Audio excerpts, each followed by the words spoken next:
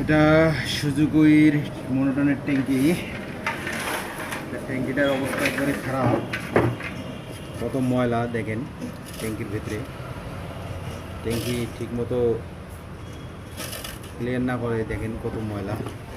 আমরা এর মধ্যে নাট বল্টু সব ঢোকাই দিচ্ছি, সবগুলো নাট বল্টু ঢোকাই দিচ্ছিলাম।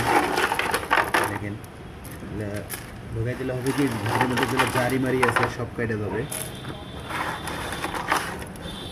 এমনিতে তেল দিয়ে ঝাঁকি মুখি দিলে বাড়ায় না, ময়লার মধ্যে আঘাত না করলে ময়লা কোনোদিন কাটবে না।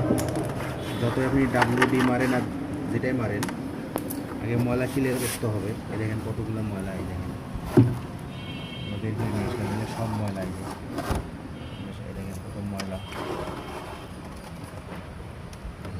যারা ট্যাঙ্কি ওয়াশ করবেন অবশ্যই এরকম লাটগুলো ঢুকাই দিয়ে ক্লিন করে নেবেন, তাহলে ঢাকি দেবেন তেল দিয়ে, তাহলে যতগুলো ময়লা আছে সব কেটে যাবে, মোটামুটি দুধ চালার মতো ফ্রেশ হবে।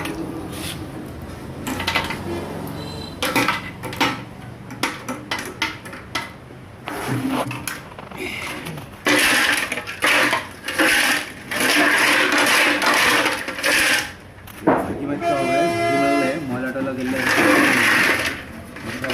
দিলাম। এখন আস্তে আস্তে ঝাঁকি দেবো আর তেল দেবো,